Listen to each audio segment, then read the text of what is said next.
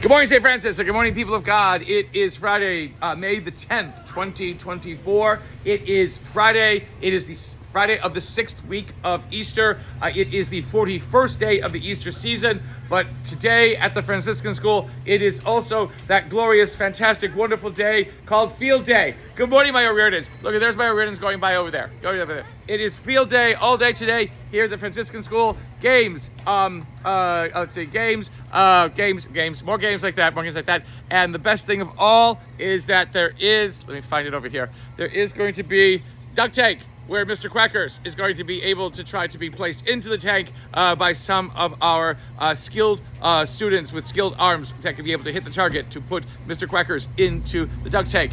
So as we get ready for this day, this Field Day 2024, our readings for today. Paul is in Corinth and in the city of Greece, a city in Greece, and he is basically dealing with a lot of objection to his message and what he's trying to do, especially by the Jewish community that is there. And so basically God says to him, do not be afraid. Do not be afraid of preaching. Do not be afraid of being able to say what needs to be said about the gospel. And so Paul does it, and he gets brought into prison. He gets brought into, oh, there's Jace. He gets brought into, brought into the council's office to be able to explain himself. Well, when the council, Gallio, I think his name was, basically listens to what the argument is between him and the Jewish community, he's basically saying this is nothing about crime. This is nothing about anything about breaking laws or anything else like that. It's a doctrinal matter. It's about different belief systems and things like that. And don't bother me with this. And so they release Paul. But then they also go, and unfortunately, they go off and they beat Sosthenes, who was the synagogue official who brought the case to the council's office to begin with. So not really, a great thing to have happened, unfortunately. But Paul is able then to go out to continue preaching, to continue proclaiming the gospel, continue being that messenger, that vessel that God needs him to be able to help people understand the gospel itself.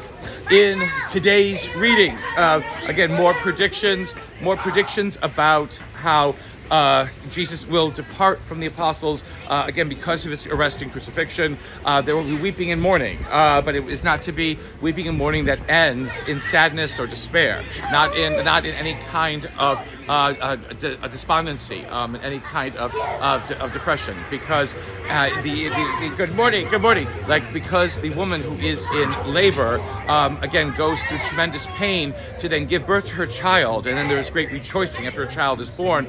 So too the apostles and those who are believers in this world will realize that through the pain and through the suffering, again, our guards should be opening up car doors and not jumping on each other's shoulders. But again, those who go through pain and go through suffering are going to find joy after that pain is through.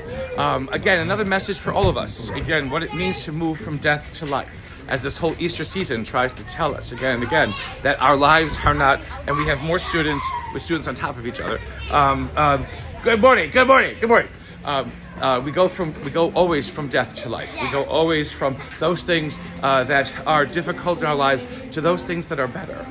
How that happens and how we are able to understand and experience that, again, is up to us to discern, up to us to understand more and more about what it is and who we are, that we are as believers in the world. To keep ourselves focused always on what it means to move towards life, to allow life to impress us, allow life to become something that guides us and not allows us to lose sight of who and what we are. That is our mission as believers in the world, to move from those things that keep us less than who what we are to those things that make us into what God has called us to be.